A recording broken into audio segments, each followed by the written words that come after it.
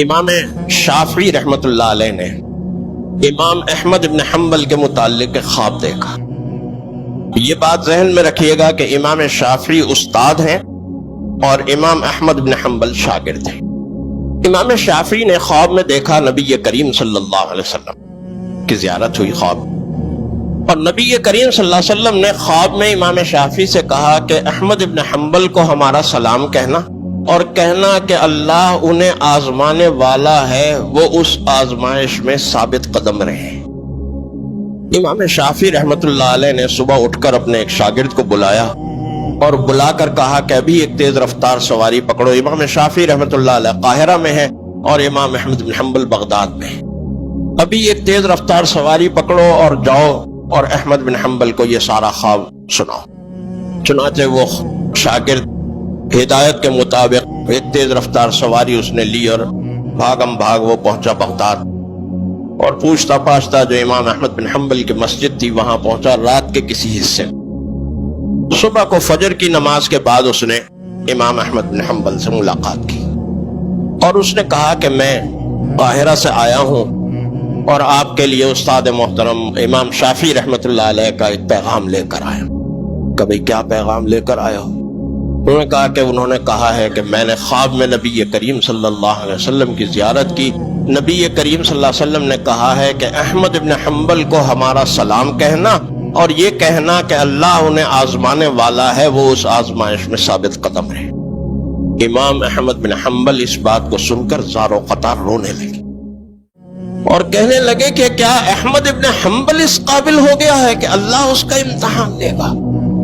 اور جو کرتا پہنا ہوا تھا وہ کرتا اتار کے اسی وقت اس کو انعام میں دے دیا اور کہا کہ میرے پاس اس وقت کچھ اور دینے کے لیے نہیں ہے، میرا یہ کرتا تم لے جاؤ، یہ تمہارا انعام ہے، تم بہت بڑی خبر لائے ہو میرے لیے۔ چنانچہ وہ شاگرد واپس آیا۔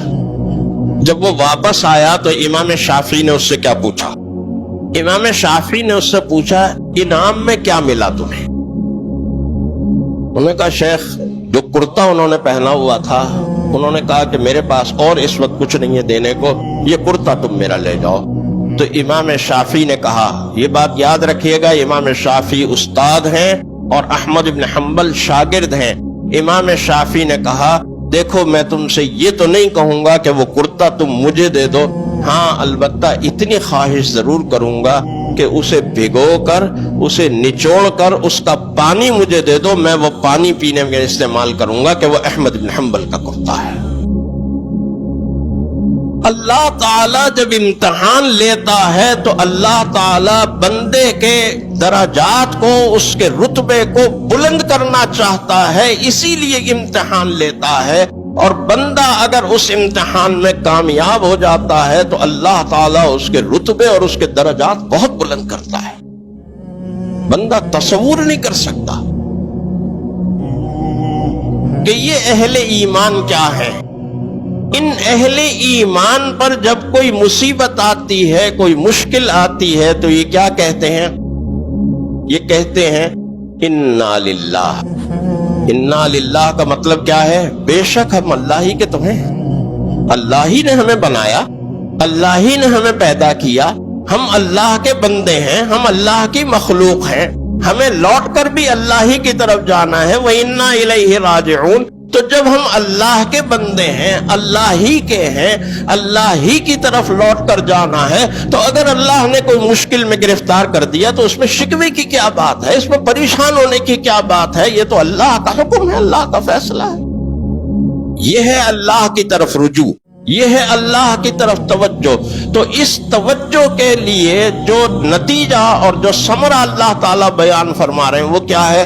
وَبَشِّرِ الصَّابِرِينَ، ایسے صبر کرنے والوں کے لیے خوشخبری ہے۔ مزید جاننے کے لیے چینل کو سبسکرائب اور لائک کریں، ویڈیو کو آخر تک سنیں تاکہ نئی آنے والی ویڈیو کا نوٹیفیکیشن آپ کو مل سکے۔